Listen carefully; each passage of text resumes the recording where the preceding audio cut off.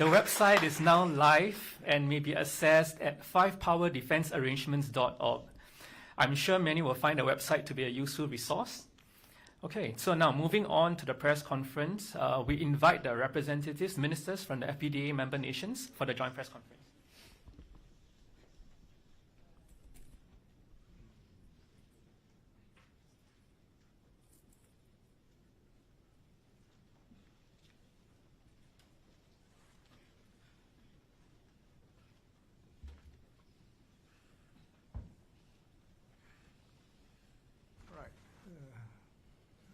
Ladies and gentlemen from the press, welcome to the FPDA press conference. I'm delighted to be able to host this with my co-host, Dato Sri Muhammad Khalid bin Nordin, Malaysian Defence Minister, Deputy Prime Minister Miles, Minister Collins, as well as a representative from the UK Director General Paul White. And Your Excellencies who are also here, and Chief of Defence Forces. I'll just take the prerogative as host to say the briefest of remarks and then allow my co-panelists to pour forth. It's been a very successful 12th FPDA FDMM. I think we made significant progress. I myself am gratified that we came to an agreement on many areas, which subsequently my co-ministers will talk about. But I want to put on record that the FPDA, having launched this website, is alive and well, now 53 years old, a grandmother of multilateralism. If you can cast your mind back in 1971, many things didn't exist, but the FPDA was formed, and it still remains relevant today. We'll try to make it even more relevant for the future. It is reassuring for the government and the peoples of Malaysia and Singapore, and I think our neighbors. So with that, I will pass the mic over to Dato Sri Muhammad Khalid. Thank you. Thank you, Dr. Ng. Again, I would like to thank Singapore and all member countries for making this meeting successful. What I can see from the meeting is that we witnessed the cohesion between member nations as we focus on the future direction of FPDA as our common purpose.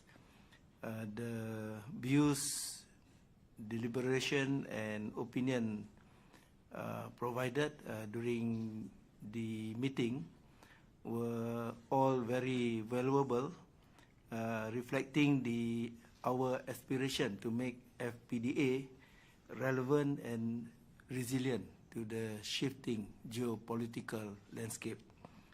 I'm convinced that FPDA will continue to live on.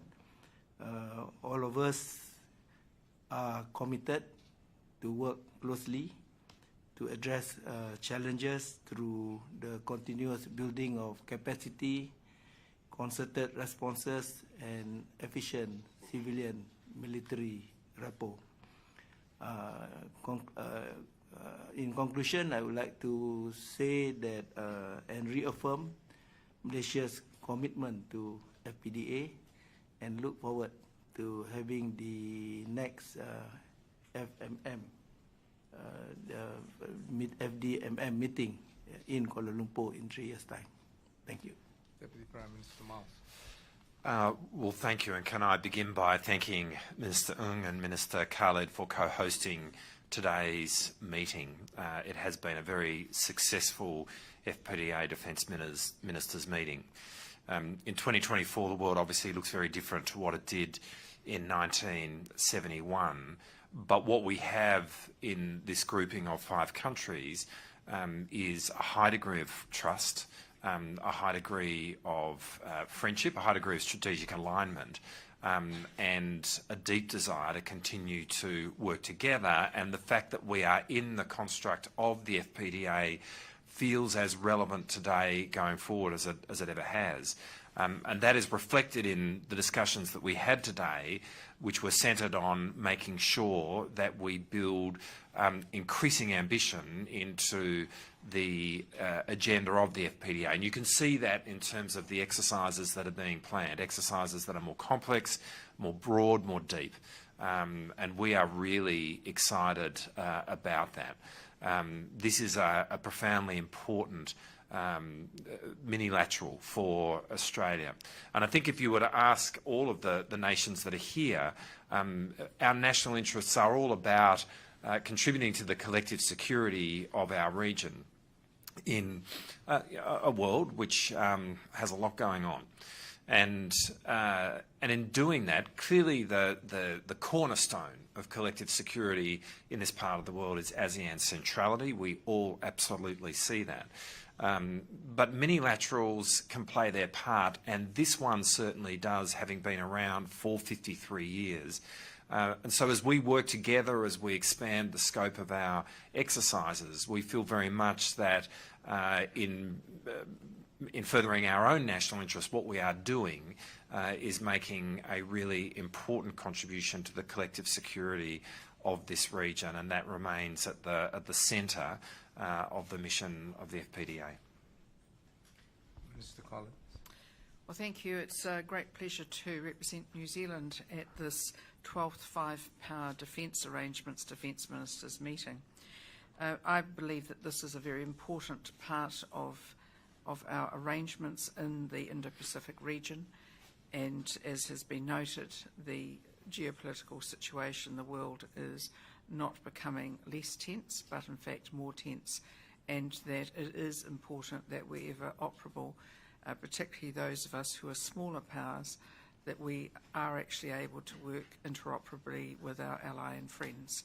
And that is why we welcome the opportunity to contribute to and be part of the exercises that have been and are now planned. We believe very firmly that it is important that we work together, and whether it's in security situations, looking at new innovations as well, but also in humanitarian assistance, which we are becoming increasingly in need of providing, particularly in the Asia, Indo-Pacific region, and particularly the Pacific and our Pacific island nations who are our neighbours. So thank you for that opportunity. I'd like to thank Singapore and Professor and Dr. Ng, but also to thank Malaysia for co-hosting as well. It has been a very good meeting, or series of meetings this morning, and I feel that we've been able to gain quite a lot of insight. Thank you. Director Wyatt. So thank you very much. So as you've heard from others, it was a very positive meeting with a really strong spirit of partnership and cooperation that came through. The UK was pleased to be able to emphasise our continued firm commitment to the Five Power Defence Arrangements and to the value that we believe they bring in the current security context. As you've heard, we reflected on the long history of the Five Power Defence Arrangements, as well as talked of our shared ambition for the future. And in particular, we were able to support the FPDA blueprint for further exercises and activities, which provides a path for us thinking about modern challenges and the integration of modern capabilities. It was a positive engagement and gives us a real platform for continuing to work together for our collective security. And I should echo again the thanks that others have registered, both to our colleagues from Malaysia and from Singapore for their hosting of the meeting. I'll deal with one specific point and then open up to the press for questions. And this was in regard to the meat of the FPDA, which is really our exercises, our military exercises. We call them Bersama Lima Shield or Bersama Lima main exercise. And we agreed as part of the stocktake and moving forward that to be relevant, two aspects, one conventional, and the agreement was to include more high-end war-fighting capabilities, conventional capabilities, and I'll leave my colleagues to elaborate. Secondly, in the area of non-conventional, I'll first ask Dr. Sri Muhammad Khalid to give his comments, and then DPM Miles. Dato'? Yeah, on the non-conventional, we did discuss and deliberate on the need for us to build capabilities in areas such as counter-terrorism, maritime security, humanitarian, as well as disaster relief. So these will be the new areas that we will look into apart from the traditional threat. Thank you. Thank you, Ang Hen. Perhaps to start there, I spoke earlier about a broadening of the way in which we are engaging in exercises, and non-conventional is a really important part of that. So thinking about non-traditional threats, counter-terrorism is part of what we are engaging in terms of the exercises that we're doing, maritime disaster relief, but also looking through areas such as cyber and drones. So there is a broadening of the exercises that we are doing. In the conventional space, though, we are increasing the assets that we are bringing to bear in exercises. At Bersama Lima later this year, for the first time, Australia will be contributing F-35 Joint Strike Fighters to that exercise, and that'll be the first time we'll have a fifth-generation aircraft participating in Bersama Lima. It's an example of what we are trying to do in terms of increasing the complexity of these exercises and the high-end nature of them. But actually it's entirely consistent with the history of FPDA. When you look right back to 1971 through to now, there has been an evolution, as you would expect, in the kind of exercises that have been undertaken with more complex assets being brought to bear. And this is an important example of how that continues. So we're really looking forward to this year's Bersama Lima and the participation of the Joint Strike Fighters in that, and we look forward to Bersama Lima's going forward to be even more high-end and more complex. Mr. Collins? Yes, thank you. So New Zealand is very happy to be part of the exercise Bersama Lima, and we will be contributing to that exercise, including the option of the first deployment of a P-8A Poseidon to Singapore for that operation, and I think it will be a great opportunity for us to work together on this. Just to repeat, because P-8s is what Minister Collins said. Director Paul White. So, like others, we discussed the opportunities that were kind of coming up into the future, and from a UK perspective, obviously you'll be aware we're already planning a carrier deployment into the region in 2025, Operation High Mast, and we were able to discuss thinking about the opportunities that we would have to look at cooperation and interoperability with that group and the FPDA exercise program. So we'll be discussing how we can incorporate those plans as we work together into the future. For avoidance of doubt, so there's no ambiguity, we are referring to carrier, not the air-conditioned group, but the carrier strike group. Indeed. So we just want to make that clear. Carrier is quite a common air-conditioned. Right. If there are no more comments from my fellow ministers, we'll leave the press to ask the questions. Go ahead. Indicate that you have a question if you raise hand. We will pass a microphone to you. Yeah, sure. Tom. Josh, go ahead. Yeah. Hi, can you hear me? Introduce yourself in the outlet. Thank you.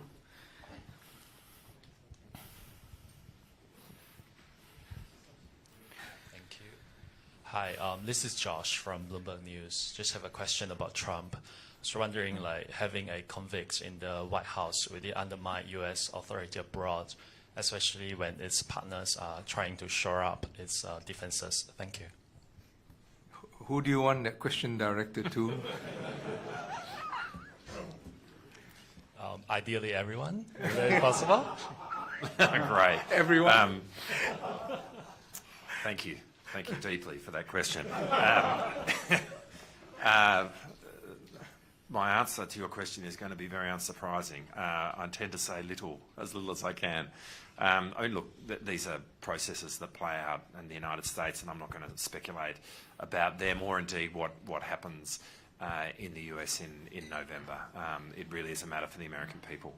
I think the point really to make. There is a lot going on in the world, as I said. The rules-based order is being put under increased pressure. And I think when you look at America's contribution to maintaining the rules-based order, it has obviously been exemplary. We greatly appreciate the role that the US plays in respect of that. And I fully anticipate that whatever plays out in the US elections at the end of this year, that will continue to be the case going forward. But it's also clear to us that this is a time when it's really important that friends are working closer and closer together. And what you've got is an example of that right in front of you. I mean, the reason we want to breathe increasing relevance into the FPDA is precisely because of the opportunity of 5 countries which have shared strategic alignment, who have deep history, a familiarity and an excellent trust. These are the relationships that we need to be investing in at the moment to maintain our security. So, I mean, I think I am confident that America will continue to play its role no matter what happens at the end of this year. We're very grateful for the role that it plays. And in addition to that, we are very focused as a nation on building our relationships within our region and around the world, and the FPDA is a perfect example of that. Any other comments? Just want to say that I completely agree with my Australian colleague. Very sensible answer to a question which, frankly, is a bit not really what we're talking about today. I just wanted to make one point. Your premise was that Trump undermines Americans' relationships with partners. That was your assertion, and I just want to put on record that's not, in our case, specifically for Singapore. It was during the Trump presidency that Prime Minister Lee and President Trump renewed our Memorandum of Understanding for U.S. presence of ships and planes in Singapore and maintain the defense relationship. So let me put that on record. Peiting, Straits Times.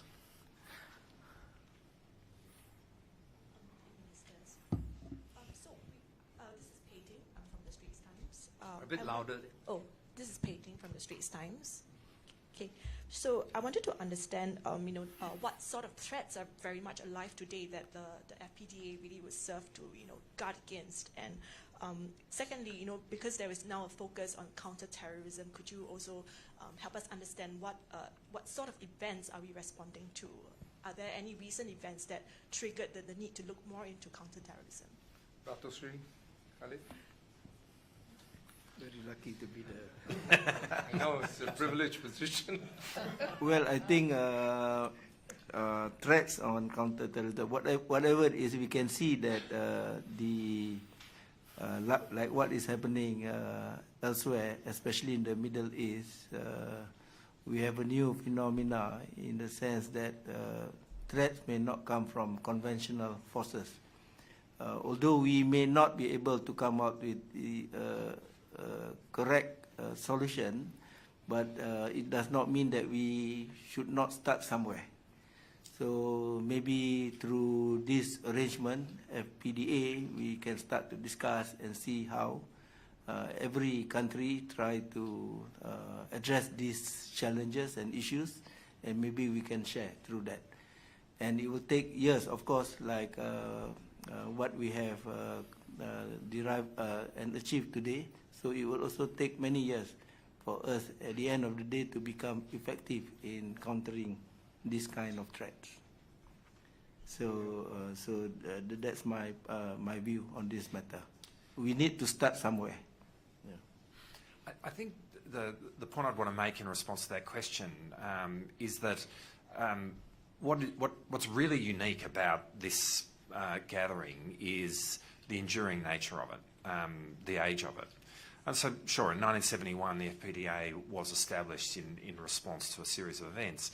But in 2024, the FPDA is not, its existence is not about the response to a particular threat out there. What it is about the desire 50 years on in a very different world for these countries to work together for the collective security of our region and to support each other's national interests. Now, in that sense, we can all see what is happening in the world in terms of the way in which the rules-based order is being placed under pressure, as I described earlier, events in other parts of the world. And indeed, terrorism remains a feature of the world that we live in today. But I think what you should read out of the decisions that we made is, we are not gathering today to respond to something. We are gathering because this is a commitment of 5 countries to continue to work together, and we'll be gathering decades from now in very different circumstances. What we are seeking to do is to build our capability, our joint capability, and we do that through a much greater degree of complexity in the exercises that we undertake and the coordination that we seek to bring to bear. And one of the 3 R's in our which underpins us is relevance, in seeking to be relevant in the modern world. The sorts of things that we've spoken about today are the ways in which we see our capability to maintain that relevance. Just one comment. Memories are short, and we forget the real threat of terrorism only recently, because of the geopolitical changes. But less than a decade ago, we had operators from Singapore, Malaysia, Indonesia, who were based in Syria and the Middle East, who declared targets in this region.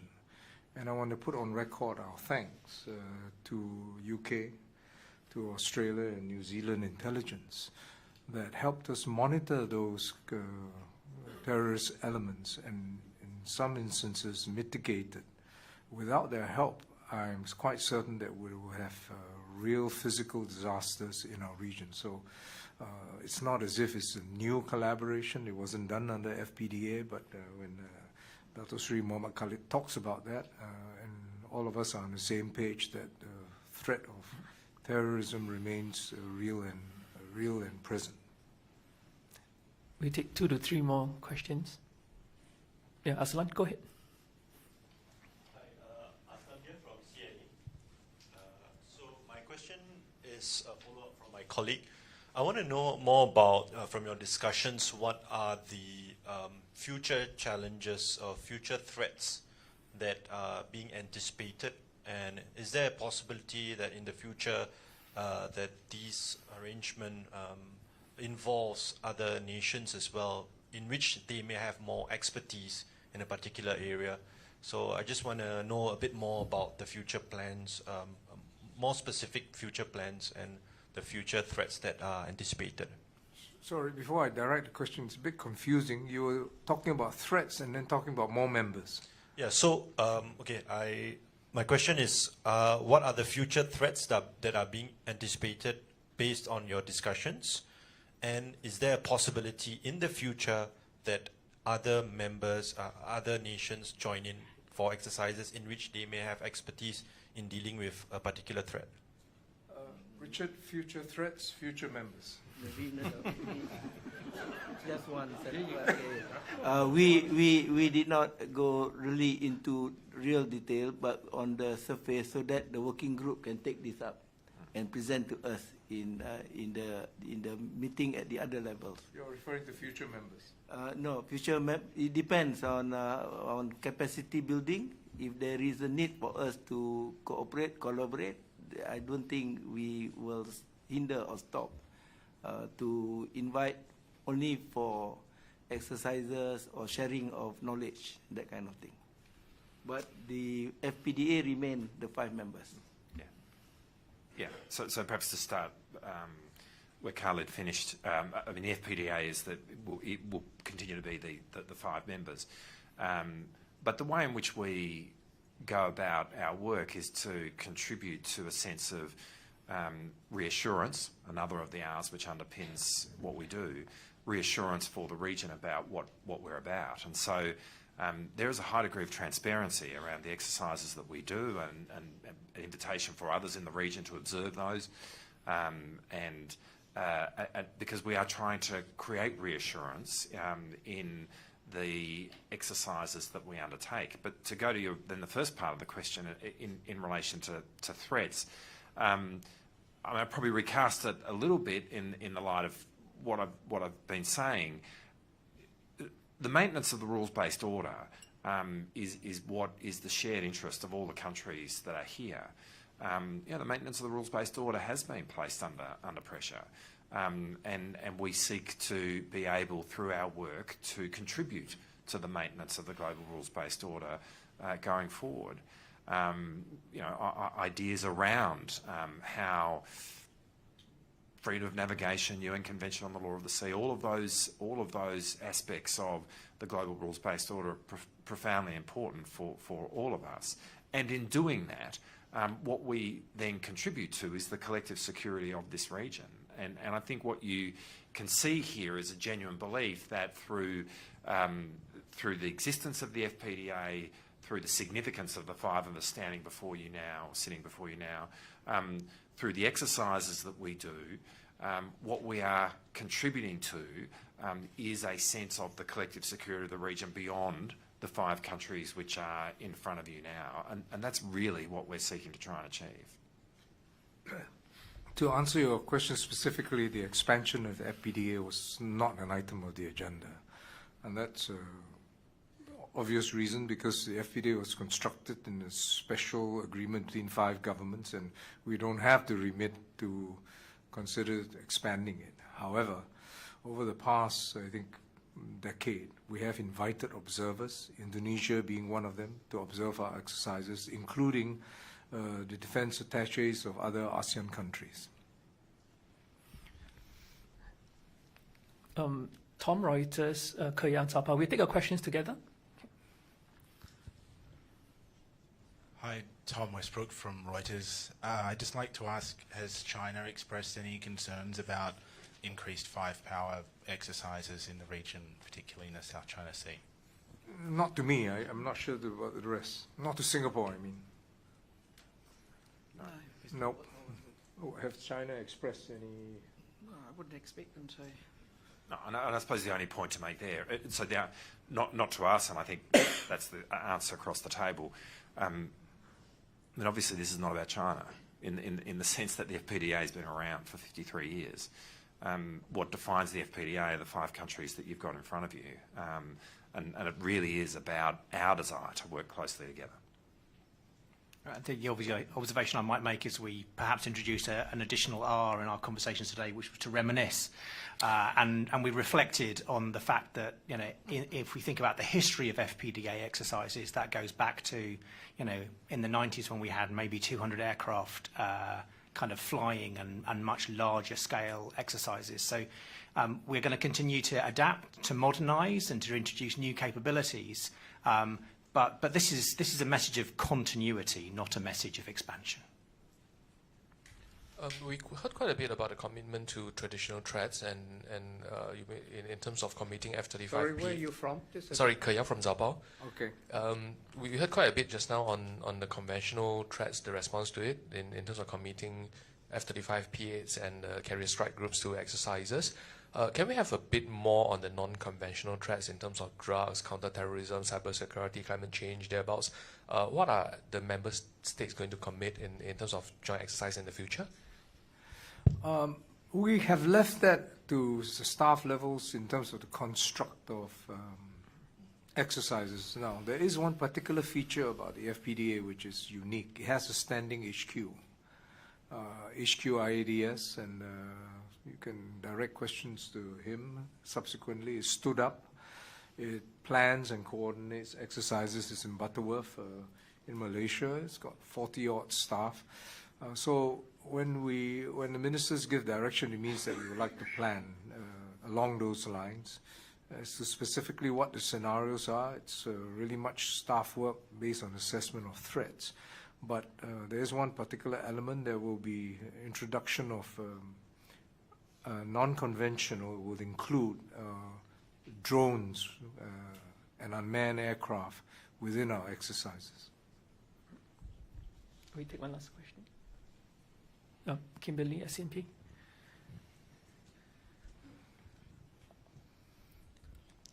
Hi, this is Kimberly. I'm from South China Morning Post. My question is for Minister Collins.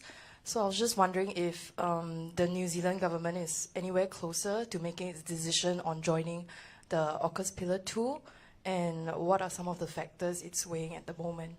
Well, thank you. So we have expressed a desire to know and learn more about AUKUS Pillar 2 and what opportunities there might be for New Zealand to contribute to that. That is, of course, the non-nuclear, primarily technical side or technology side of AUKUS Pillar 2.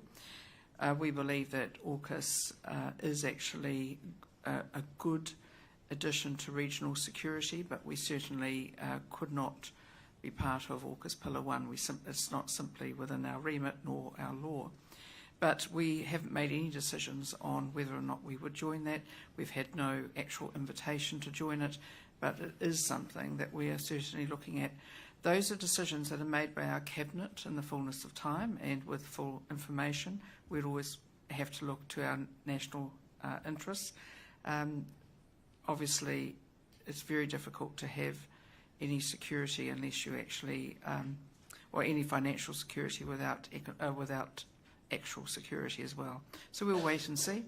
And we remain, as the previous Labour government gone now, we're always interested to learn more and to see if there's something that we can contribute and is in our best interest. Perhaps I should just say I mean, as people know, AUKUS is it's not an alliance. It's a technology sharing arrangement, even in relation to the conventionally armed nuclear-powered submarines.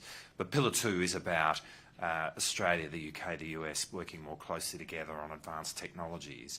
And at a defence minister's level, amongst our three countries, we have said that in principle, as we walk further down this track, we could imagine AUKUS Pillar 2 being opened up to other countries, and there are a number that have expressed an interest in what we're doing. Our focus right now, though, is on seeing that we are, between the three of us, actually collaborating as much as possible on those advanced technologies. If you like, we're getting runs on the board. And so I think in time we do imagine that AUKUS Pillar 2 opens up. Right now, the focus is on making sure that the three countries are working as closely together as possible in respect of those advanced technologies that we are beginning that work on. And we've noted the inquiries that have been made by New Zealand and by others, and we'll look at that going forward. All right. We bring the press conference to a close. We invite the ministers to the front of the table. Thank you. For a group photo. Thank you, everyone.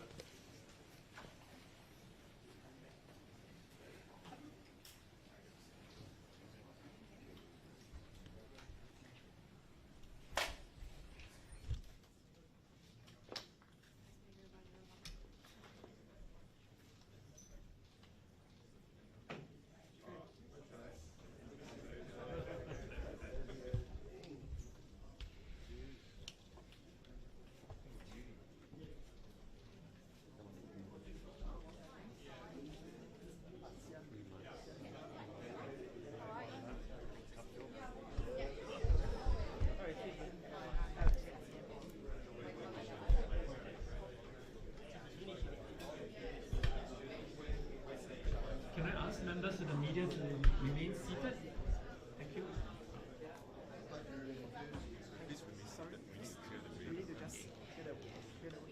Can members of the media remain seated or return to your seats, please? Excuse me. Excuse me.